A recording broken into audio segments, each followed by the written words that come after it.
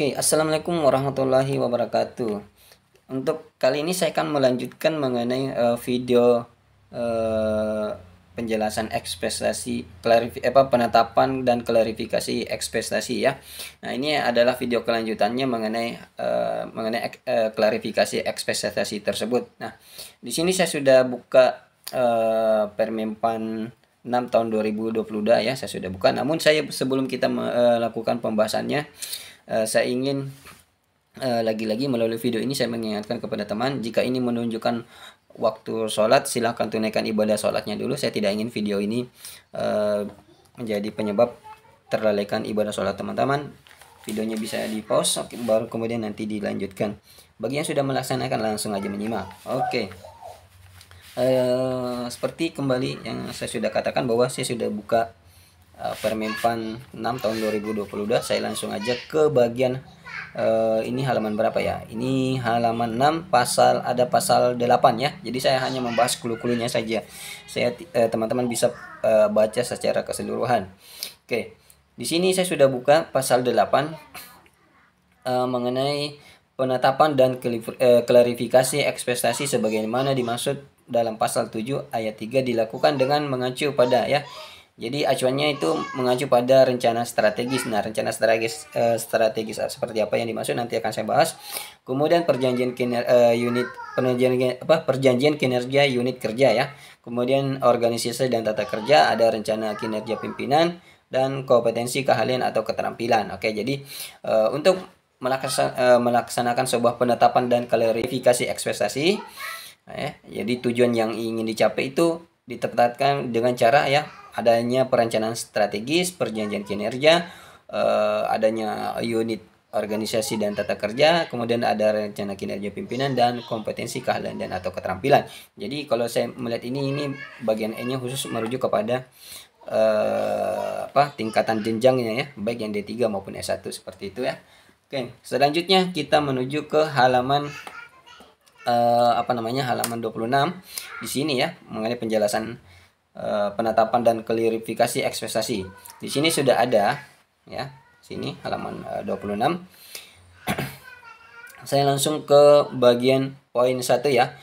Jadi caranya itu adalah dengan melihat gambaran keseluruhan organisasi pada dokumen rencana strategi. Jadi organisasi harus menetapkan sebuah renstra dulu ya, yakni rencana strategis yang bisa dilakukan oleh unit kerja itu, oleh puskesmas, oleh rumah sakit interna, ruang interna, ruang bedah dan seterusnya. Jadi contohnya seperti itu. Jadi setiap unit organisasi terkecil itu harus menetapkan sebuah renstra dulu ya. Ya, kemudian dari situlah, dari gambaran renstra itulah kita bisa menetapkan sebuah perjanjian kinerja unit kerja. Oke, kemudian dari situ pula jika gambaran tersebut di atas, kita bisa menetapkan ya, mengklarifikasi hasil kerja perilaku pejabat pimpinan seperti apa ya. Jadi setelah menetapkan rencana kinerja organisasi, dari situ kita bisa menetapkan rencana kinerja pimpinan ya. Kemudian selanjutnya kita bisa membuat indikatornya, indikator seperti apa yang bisa kita capai berdasarkan capaian kinerja organisasi. Kemudian dari situ juga kita bisa menetapkan rencana kinerja ini ya, pejabat administrasi dan fungsional. Oke, jadi untuk nomor poin 5 dan 6 itu saya nggak bahas ya. Saya langsung ini bahas nomor 7. Jadi dari melihat gambaran unit organisasi itu, kita bisa menetapkan dan mengklarifikasi ekspektasi perjanjian kinerja untuk pejabat administrasi, pejabat fungsional dan yang lain-lainnya seperti itu ya. Yang kemudian dituangkan dalam sebuah format SKP. Nah, untuk perjanjian melihat gambar organisasi seperti apa, saya akan ulas sedikit ya. Di sini saya sudah buat PowerPoint-nya. Mudah-mudahan teman-teman bisa paham ya dengan gambaran yang saya perlihatkan ini. Ini saya kasih judul rencana kerja ya, atau rencana strategis. Nah, sini saya langsung buka aja, saya lakukan bahas seperti apa sih rencana kinerja sebuah organisasi. Ini saya sudah buka Nah, seperti ini sudah terbuka ya. Jadi contoh ini sebuah unit organisasi ya, unit organisasi puskesmas. Nah, target kinerjanya sebuah unit puskesmas itu atau PKM itu bisa dilakukan dengan cara harus melalui inventarisasi masalah. Jadi masalah itu harus diinventaris dulu ya. Baik ya, masalah yang bersumber dari luar gedung ataupun yang dari dalam gedung. Ya, jadi ada dua core problem yang harus diinventaris ya, dari core problem dari luar gedung, kemudian core problem dari dalam gedung. Nah, inventarisi masalah seperti apa yang dimaksud ya. Oke, kita langsung ke halaman berikutnya. Jadi inventarisasi masalah ini kita bisa sebut juga sebagai peta masalah. Jadi kita harus melakukan pemetaan masalah dulu ya, peta masalah kesehatan terutama ya. Jadi di luar kesehatan kita skip ya, karena kita adalah unit organisasi puskesmas yang bergerak di bidang kesehatan.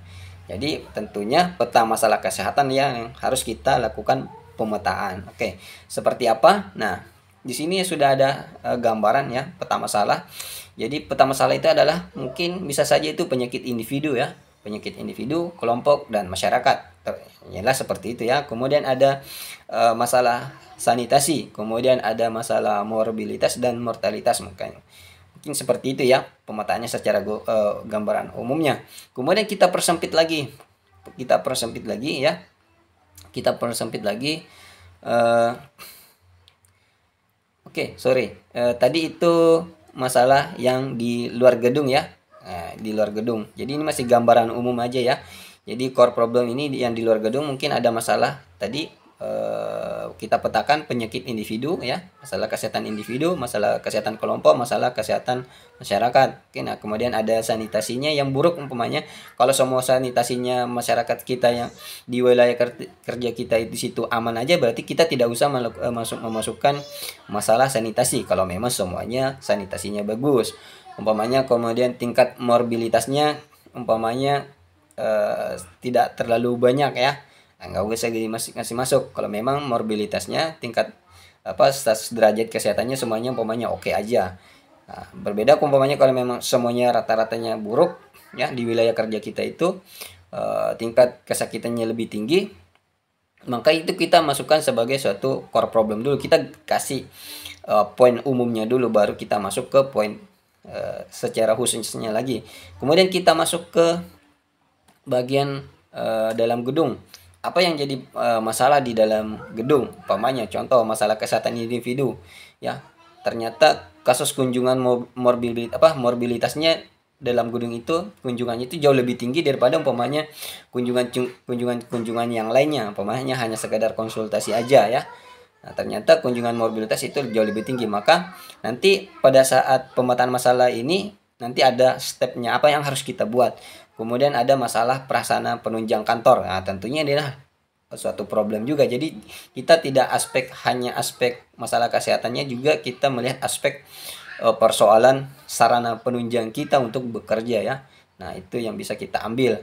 Jadi itu adalah dulu peta-peta masalahnya ya. Jadi ada peta masalah dalam gedung sama di luar gedung. Oke, dengan persoalan-persoalan yang masih gambaran umum seperti di atas tadi. Kemudian kita lanjut ke problem luar gedung, masalah kesehatan masyarakatnya ya. Kita lebih spesifikkan lagi masalah kesehatan individunya ya, umpamanya penyakit individu. Kita coba spesifikannya. Kita kalau bagi dua ya, ada penyakit tidak menular dan penyakit menular. Nah, contoh umpamanya kasus yang paling banyak apa nih yang tidak penyakit menular? Umpamanya penyakit jantung yang lebih banyak, atau mungkin tekanan darah tinggi yang lebih banyak, atau stroke atau DM. Kita urutkan aja, kita kasus apa yang paling banyak kita urutkan dan berapa banyak. Umpamanya 10 terbesar atau 5 terbesar, kita urutkan dulu yang mana paling besar supaya kita bisa tangani.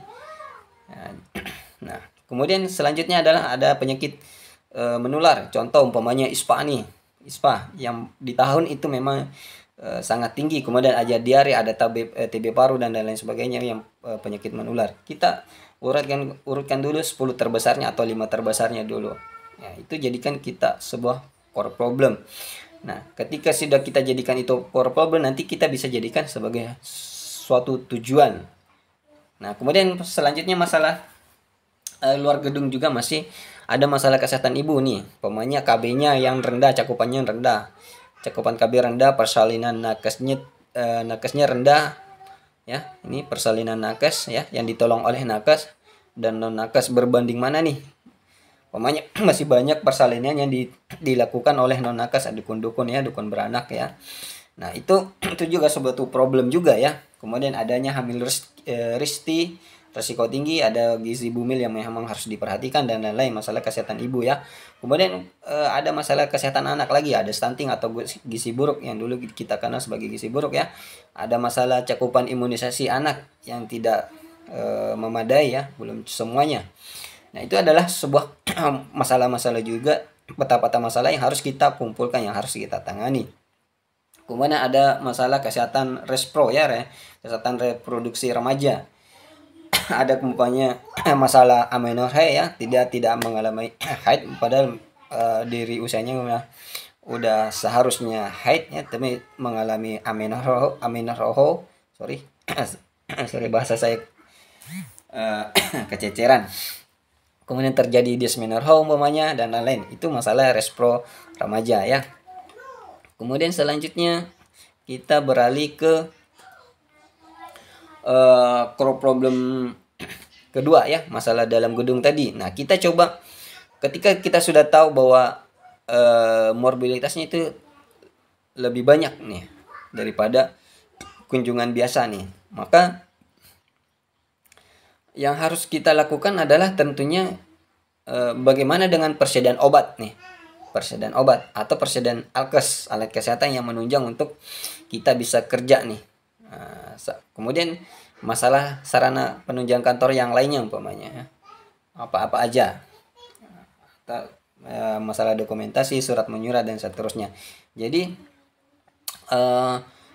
dengan sebuah masalah-masalah yang di atas itu, maka kita sudah melakukan inventarisasi masalah kesehatan ya. Nah, ini bisa dijadikan sebagai rencana kinerja organisasi. Bahwa adanya problem-problem yang di atas, maka organisasi punya rencana untuk melakukan penanganan penyakit tidak menular, melakukan penanganan terhadap penyakit menular, kemudian penanganan kesehatan ibu, penanganan kesehatan anak, respro dan seterusnya. Nah, jadi ini adalah sebuah gambaran rencana kinerja organisasi yang kemudian nanti kita turunkan lagi sebagai sebuah rencana kinerja pimpinan dan seterusnya ke bawah ke stafnya ya. Nah, untuk rencana kinerja pimpinan tentunya ya, dari rencana organisasi ya tadi ini melakukan penanganan penyakit tidak menular atau menular, maka di rencana pimpinannya tentunya tinggal menambah kalimat ya, terlaksananya penanganan penyakit tidak menular dan menular ya, kita jadikan satu aja contohnya. Kemudian terlaksananya penanganan kesehatan ibu dan anak, terlaksananya penanganan kesehatan reproduksi. Jadi kita bahasakan umum aja, jangan terlalu umum bahwa kita pimpinan itu melakukan penanganan terhadap penyakit jantung, stroke dan seterusnya. Jangan terlalu spesifik bahasanya itu, karena itu adalah bahasa yang bisa dipakai untuk nanti si bawahan tadi. Jadi bahasa yang bisa digunakan oleh pimpinan itulah adalah bahasa gambaran umumnya seperti ini saja ya. Jangan terlalu spesifik, nanti nggak ada jatah nih yang di bawah ini. Oke, kemudian selanjutnya maka dari rencana kinerja atasan ini kita bisa pecah lagi ke bawahnya untuk si staff, pejabat fungsionalnya. Maka yang bisa dilakukan adalah contoh, ini terlaksananya penanganan penyakit ini ya yang ke bawahnya. Maka yang selanjutnya yang bisa dilakukan adalah untuk rencana kinerja fungsionalnya adalah ini contoh untuk luar gedung ya, luar gedung, kita belum masalah dalam gedungnya. Jadi rencana kinerja fungsionalnya seperti judulnya ini, maka penanganan umpamanya penanganan penyakit jantung, tekanan darah tinggi, stroke dan DM. Nah, terlaksananya penanganan penyakit jantung, stroke, DM dan seterusnya. Nah, ini atau bisa melakukan bahasa yang lain sesuai dengan seperti yang sudah saya saya sampaikan. Lihat sub unsur yang ada di permenpannya bisa ya, karena di situ juga bahasanya umum, jadi bisa mengacu kepada seluruh kalimat ini ya. Jadi tidak perlu lagi membuat penanganan penyakit jantung, tekanan diri, stroke dan lain-lain, karena nanti penyakit yang lain tidak tertangani karena bahasanya terlalu khusus ya, seperti ini terlalu bahasa khusus. Jadi bisa mengambil bahasa dari sub unsur di permenpannya masing-masing ya, baik untuk dokter, perawat, bidan ya, gizi. Nah, karena gizi kan juga bisa menangani ini ya, penyakit jantung, tekanan diri, stroke, mulai dengan terapi nutrisinya. Dengan terapi nutrisi ini bisa menangani penyakit ini. Begitu juga dengan perawat, begitu juga dengan dokter dan seterusnya. Dengan bidan pun juga bisa, kan umpamanya ini terjadi di ibu hamil ya, ada ibu hamil yang mengalami penyakit jantung, ada ibu hamil yang mengalami penyakit darah tinggi dan stroke dan seterusnya. Begitu juga dengan DM. Jadi bahasanya tidak lagi melakukan bahwa terlaksananya penanganan penyakit stroke, jantung dan seterusnya. Jangan ya, karena saya sarankan jangan. Karena kenapa? Ini nanti bahasanya terlalu spesifik, terlalu menjurus ke sebuah penyakit. Bagaimana nanti ketika timbul ada penyakit yang lainnya seperti apa, nanti tidak tertangani, karena tujuan komitmennya hanya mengacu kepada penyakit ini, kepada 5 penyakit terbesar aja atau kepada 10 penyakit terbesar aja. Bagaimana dengan penyakit-penyakit yang lainnya akan tidak tertangani. Oke, makanya itu sekali lagi saya saya sarankan ambil dari sub kegiatannya ya. Saya contohkan di sini.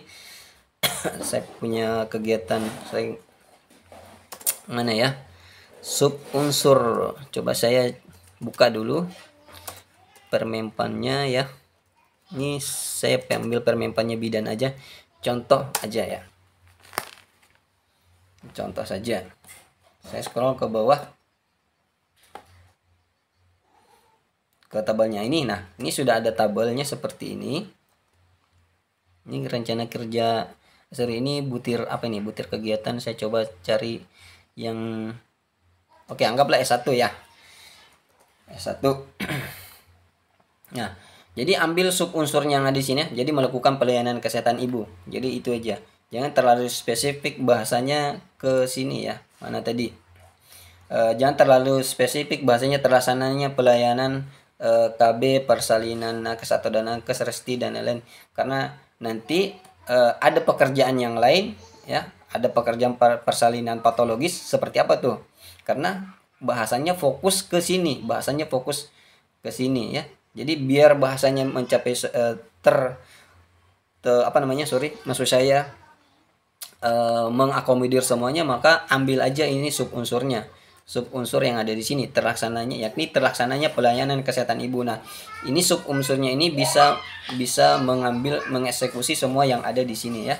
Nah, jadi rencana kinerja organisasi yang ini ya, ISIS ini terlaksanakan, begitu pula dengan kegiatan-kegiatan yang lainnya juga akan terlaksanakan. Itu hanya satu contoh saja ya. Kemudian ada lagi nih, pelayanan kesehatan anak ya, pelayanan kesehatan melakukan